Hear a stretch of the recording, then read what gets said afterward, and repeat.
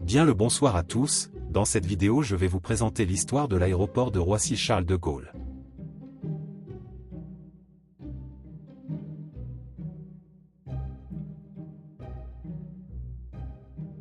Son histoire a commencé 10 ans avant son ouverture en 1974, quand les autorités de Paris décident de bâtir un nouvel aéroport au nord de la ville car l'aéroport d'Orly et du Bourget sont presque saturés face au gain de popularité du transport aérien.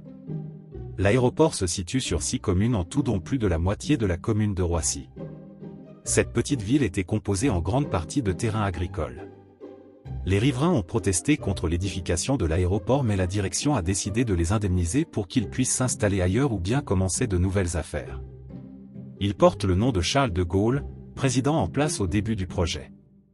Roissy est tristement connu pour être l'aéroport de départ du vol 4590 d'Air France, vol du Concorde qui s'est écrasé le 25 juillet 2000 sur un hôtel, tuant ainsi 113 personnes.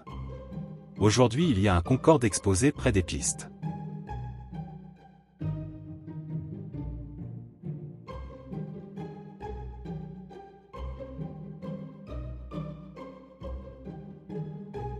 Roissy est le deuxième plus grand aéroport d'Europe et le 10e aéroport mondial avec 67,4 millions de visiteurs en 2023. Il peut effectuer jusqu'à 120 mouvements par heure avec 329 destinations desservies par environ 150 compagnies aériennes. En 2022, Roissy a effectué 409 121 mouvements, ce qui le place juste derrière Schiphol qui en a 422 307. Bien que ce ne soit pas l'aéroport qui accueille le plus de passagers en Europe, Charles de Gaulle détient la palme de l'aéroport avec le plus de correspondances, ce qui fait qu'il est le hub le plus performant d'Europe. En ce qui concerne le cargo, Roissy est deuxième en Europe avec 1 925 571 tonnes juste derrière Francfort qui a 1 967 450 tonnes.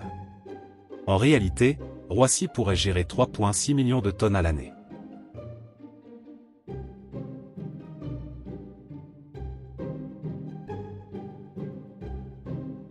Les 4 pistes de Charles de Gaulle sont réparties en une partie nord et une partie sud. Je vais vous les citer de la plus au nord à la plus au sud. En premier, nous avons la piste 9L qui mesure 2700 mètres, ensuite il y a la piste 9R qui mesure 4200 mètres. Au sud, il y a la piste 8L qui mesure 4215 mètres de long. Enfin, nous avons la piste 8R qui mesure 2700 mètres. L'aéroport possède également un héliport. En ce qui concerne les terminaux, Roissy en a 3 dont le numéro 2 qui est subdivisé en 7 petits terminaux. Le premier terminal accueille quelques compagnies européennes ainsi que la Star Alliance. On y retrouve donc Brussels Airlines et United par exemple. Les terminaux 2A et C accueillent quelques compagnies de Oneworld ainsi que des vols internationaux comme Etihad et Air India. Les terminaux 2B et D accueillent les vols des compagnies low cost comme EasyJet ainsi que les compagnies nationales européennes comme Finnair. Le terminal 2E sert pour des vols hors de l'espace Schengen ainsi qu'à la SkyTeam. Le terminal 2G ne sert que pour les petits appareils donc c'est là que Air France Hop s'est installé. Enfin, le terminal 3 sert principalement des compagnies low cost comme Air Transat et Norse.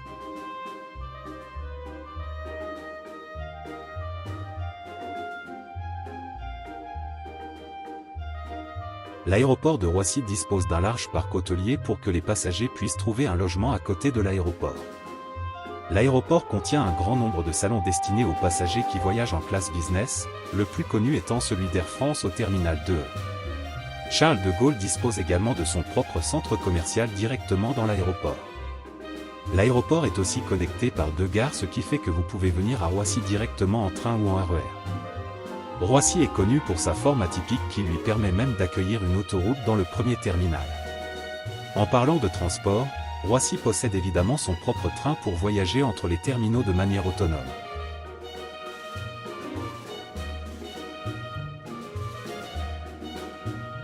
L'aéroport Paris-Charles de Gaulle prépare un avenir ambitieux avec l'expansion du terminal 4, conçu pour accueillir 40 millions de passagers supplémentaires tout en intégrant des technologies éco-responsables. Il vise la neutralité carbone d'ici 2030 grâce au carburant durable et à l'électrification des équipements. L'expérience passager sera améliorée grâce aux technologies numériques pour un parcours fluide et personnalisé. CDG ambitionne de devenir un modèle d'innovation et de durabilité dans l'aviation mondiale. Merci d'avoir regardé cette vidéo, n'hésitez pas à me dire dans les commentaires si vous êtes déjà allé à Roissy, à plus.